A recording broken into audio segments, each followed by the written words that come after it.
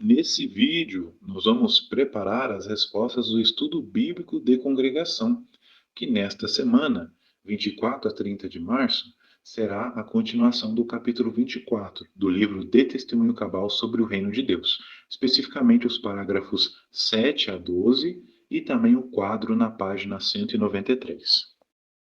Portanto, para aqueles que ainda não fizeram, se inscrevam no nosso canal, deixem um gostei, façam um comentário. Quando você comenta em nossos vídeos, o YouTube entende que nossos vídeos são de relevância, são de importância, e isso gera engajamento. Ou seja, o vídeo fica mais vezes disponível na página inicial do YouTube, facilitando a pesquisa de outros irmãos. Então fiquem à vontade em deixar os seus comentários.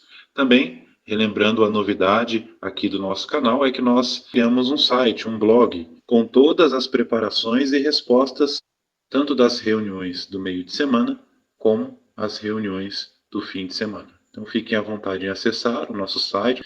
Nós vamos estar colocando aqui no primeiro comentário fixado deste vídeo e compartilhe com seus familiares, seus amigos. Isso também vai ajudar o site a crescer e vai fazer com que esse conteúdo chegue a mais pessoas, mais irmãos.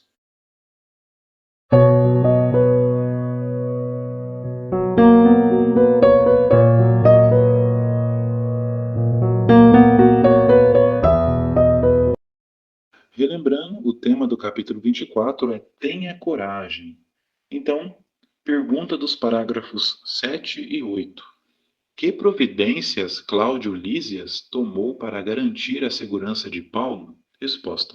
Cláudio Lísias ordenou que uma guarda militar de 470 soldados, lanceiros e cavaleiros fosse formada para levar Paulo em segurança a Cesareia naquela noite. Lá, Paulo seria entregue ao governador Félix. Além disso, Lísias enviou uma carta a Félix explicando o caso, mencionando que Paulo foi resgatado para não ser morto pelos judeus e afirmando que não encontrou nele nenhuma falta que merecesse morte ou prisão, mas que, devido à trama contra Paulo, o entregava ao governador para decidir o caso.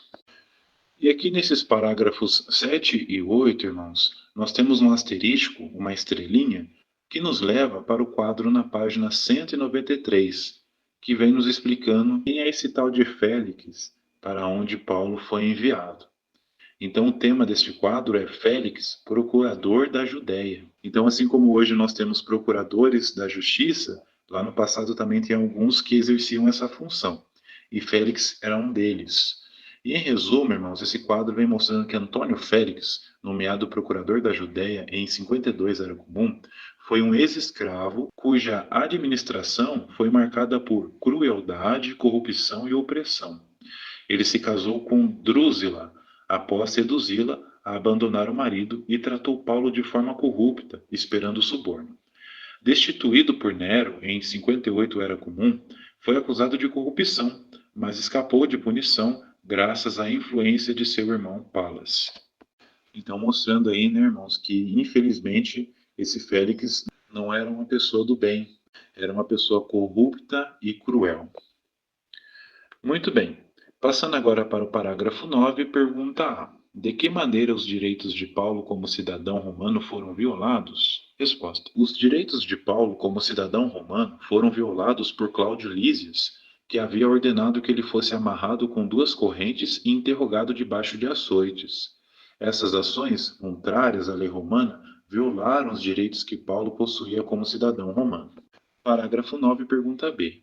Porque talvez seja preciso nos valer dos nossos direitos como cidadãos de determinado país? Resposta: porque, infelizmente, Satanás usa o fanatismo religioso para provocar perseguições e pode ocorrer a violação da liberdade civil dos servos de Deus.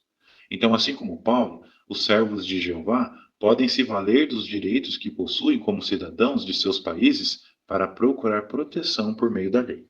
Próximo subtítulo do estudo: Falo prontamente em minha defesa, com base em Atos, capítulo 23, versículo 35, até o capítulo 24, versículo 21.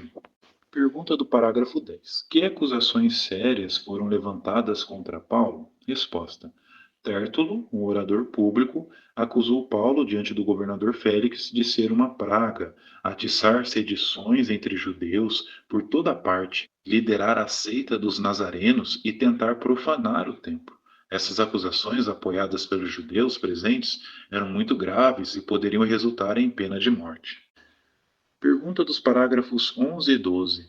Como Paulo refutou as acusações contra ele?